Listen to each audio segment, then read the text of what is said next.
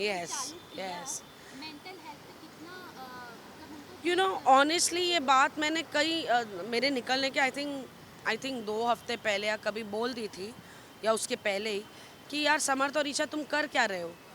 तुम जिस इंसान को पोक कर रहे हो उसकी एक्स गर्लफ्रेंड के लिए, ये क्यों भूल रहे हो कि वो तुम्हारी करंट गर्लफ्रेंड है और वो तुम ही हो?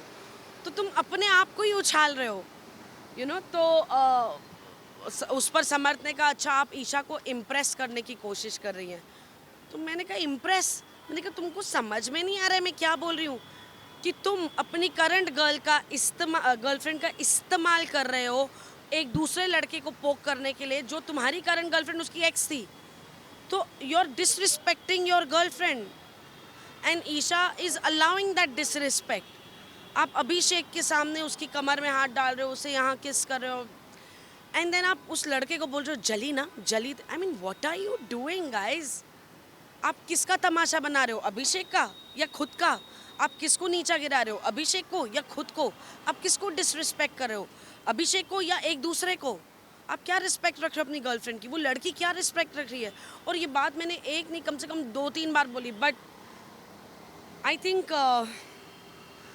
गेम में हर हफ्ते रहने का, जीतना तो दूर की बात है, बट हाँ हर हफ्ते आगे बढ़ने के लिए वो जो जुनून है ना, वो पागलपन में बदल गया, क्योंकि ना उन्हें सही समझ में आ रहा है ना उन्हें गलत समझ में आ रहा है। जी मैम, जैसे हम समर्थ का कुछ चीज़ देख रहे थे कि समर्थ एक फ़नी मोमेंट्स करते थे, वो फ़नी है वो विलन हो गए अभी। Actually imagine, yes. सबने उनको प्यार किया, सबने उन्हें इतना पसंद किया उनके कॉमिक एलिमेंट में। सबको घर में ऐसे लगता था अरे यार चिंटू है ना, मज़ा आता है, you know and I don't know what triggered that boy and he is just gone back to worse is all I will say. और एक नोक-झोंक हम देख रहे हैं या झगड़ा कह सकते हैं हस्बैंड वाइफ में, जैसे विक्की और अंकिता के अंकिता बीच के में। बीच में। उस पे क्या कहना है? क्योंकि मैम आप अंदर जाके रह के आए हैं, हम बाहर से देख रहे हैं यार कि अब मैं अंदर जो थी, देखो मैं ना बहुत सिंपल हूँ, यस। मैं फेस वैल्यू पे आपको लेती हूँ। आप जो मुझे बोल रहे हैं ना, मुझे लगता है यही आपका सच है। भैया इतनी माइंड गेम्स मुझे खेलनी होती तो अब मैं उन लोगों के बीच में होती, सबसे बड़ी बात। तो फेस वैल्यू पे जो मुझे मिल रहा है मिल रहा है, बट बाहर आके जैसे आप लोगों से मैं मिली हूँ, इतने सारे मीडिया के लोगों से मिली हूँ। यार आप लोगों ने कोई पहली बार बिग बॉस या बिग बॉस के कंटेस्टेंट्स को कवर नहीं किया, आप इतने सालों से ये सब कर रहे हो, इतनी पर्सनैलिटीज से आप मिलते हो, it's a mind reading game even for the media people.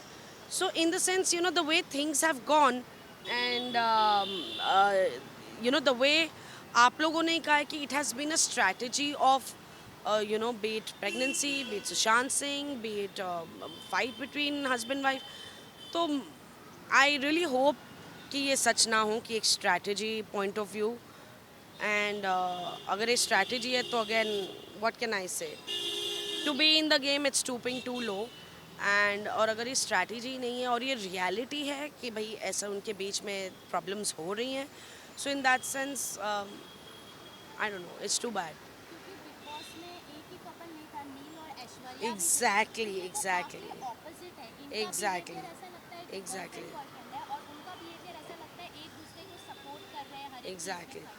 देखिए हस्बैंड वाइफ में क्लैशेस होते हैं, कोई मतलब ओ माय गॉड वाली बात नहीं है, इट्स वेरी नॉर्मल, हर रिश्ते में एक कहीं क्लैश होता है, एक समझ में एक डिसएग्रीमेंट होती है, इट्स प्रीटी नॉर्मल, जो एक्चुअली ऐश्वर्या और नील में हुआ।